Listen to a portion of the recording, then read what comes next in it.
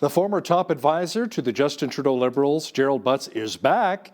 Butts, who left government following the Jody Wilson-Raybould scandal, is part of a new task force called Resilient Recovery. Now, to chat more about it is our political reporter, Brian Lilley. Brian, this group will be made up of green industry and environmental leaders, not really potential friends to Alberta's energy sector. No, nor much of Ontario's manufacturing sector, which Jerry Butts did his best to chase out of the province when he was part of the McGuinty Liberal government at the provincial level many years ago. This is not a government task force, but it is one being put together by green industry groups that hope to have the ear of the Prime Minister and his cabinet, and there's a good chance he will. Now, for anyone that thinks Jerry Butts left Ottawa, he didn't. He's lived there since he moved up, but he left official Ottawa. He's kind of been shunned. He hasn't really been around the cocktail circuit on Parliament Hill. He hasn't been showing up at committees and party functions. But now this group is going to try and influence the government.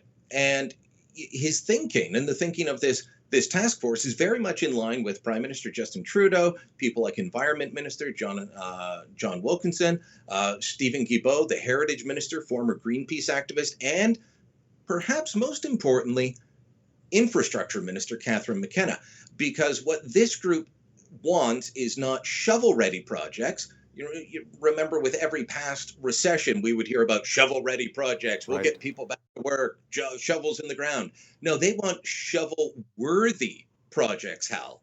And a shovel-worthy project is one that is, well, zero emissions or very low emissions. Definitely not a pipeline. Definitely not a steel plant, definitely not an automotive assembly plant, nothing like that, good, high-paying manufacturing or natural resources jobs. No, they want, building solar panels and the like. That's what they're going to be pushing, and they definitely will have the ear of the government, with Butts taking a lead role there. Now, a group of academics and executives headed by the former Bank of Canada governor says Canada cannot afford to completely shut down the economy in the event of a second wave of the coronavirus. Brian, tell me more about this report from the C.D. Howe Institute. It comes on the heels of another report by the Fraser Institute that says that we are spending far more than we did during the 2008-2009 recession brought about by the global financial crisis. We're spending more per capita than we did during the Second World War, of course, all adjusted for inflation. But this report from the C.D. Howe Institute looks and says, you know what? The way we're spending now, if we have another economic shutdown, we are toast. Now, just to add to this, the parliamentary budget officer, because some people might say, oh, Fraser Institute, they're just right-wingers, they're funded by the Koch brothers, all the usual stuff. Or they might say that about the C.D. Howe Institute. They've been wrong. It's an institute named for a past Liberal finance minister, and it draws from all parties and all types. I mean, I know New Democrats, Conservatives, and Liberals who are part of that organization. But the parliamentary budget officer, Hal, went before a Senate committee this week and said, we can't continue to do these programs. They must be temporary. And having a deficit that is equivalent of 12% of the GDP is just unsustainable, and we've got to fix it. So, regardless of where you are on the political spectrum, you've got people saying we can't sustain this level of spending, especially without an economic recovery. You guys are getting towards that in Alberta, and definitely they're getting towards that in British Columbia, Saskatchewan, and Manitoba, but Ontario and Quebec remain problems. That's, the worst part for them is that the economic engine of both of those provinces, that being Toronto and Montreal, are the hot spots. And so it becomes difficult for the provinces, even if they open up the other parts, for there to be a full economic recovery, because the two biggest cities or the biggest city in each respective province is an epicenter and is much more dangerous for them to open up fully. So we're in for a rough ride here. But whether you're talking C.D. Howe, Fraser Institute, or Parliamentary Budget Officer, they all say the same thing. We can't keep going like this.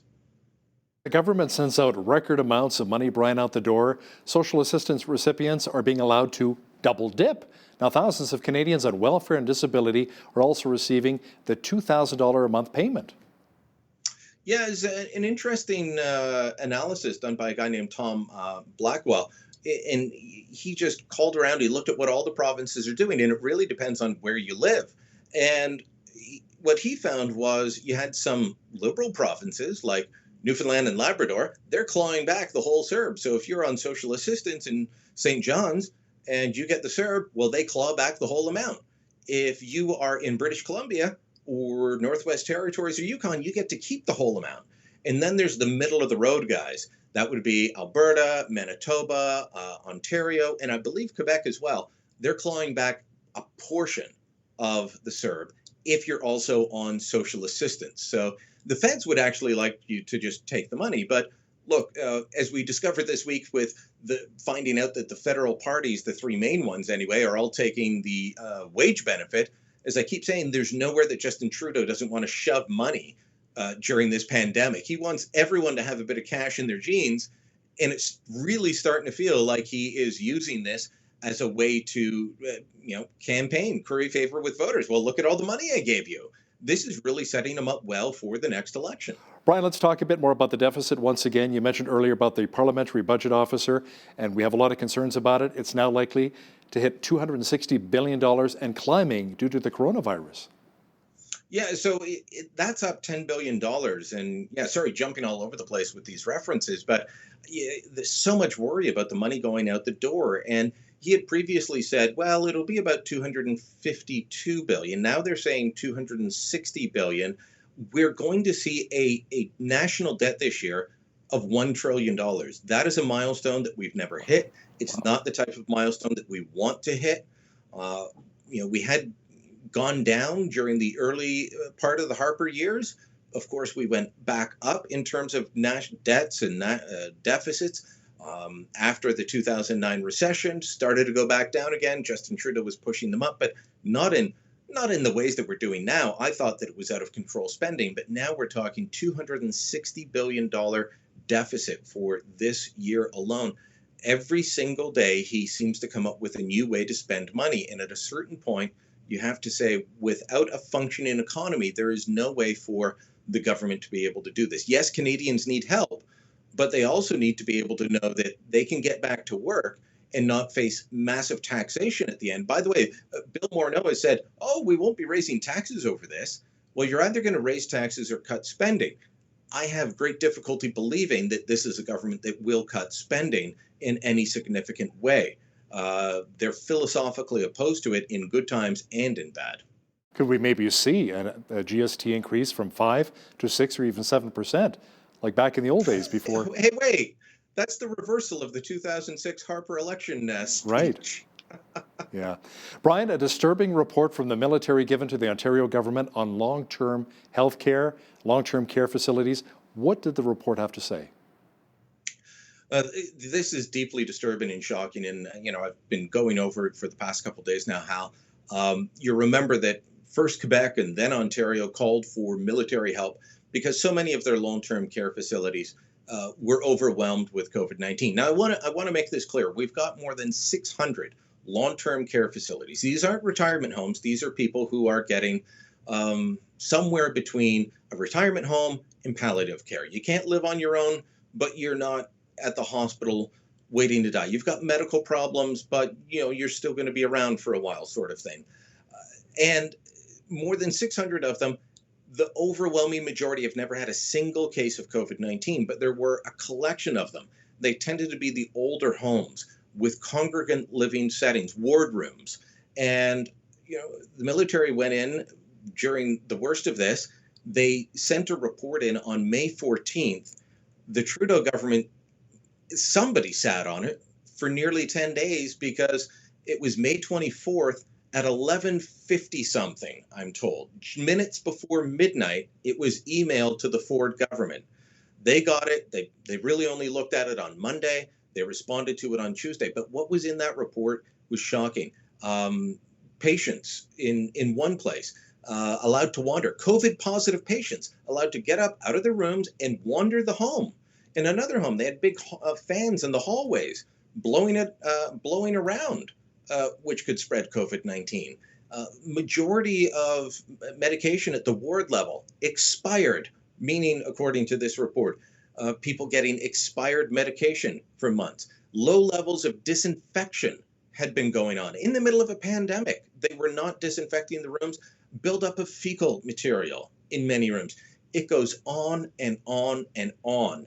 And what's disturbing, there's two things to me that are deeply disturbing about this. One, that it took more than 10 days for the federal government to notify the province that this report existed and that they should do something.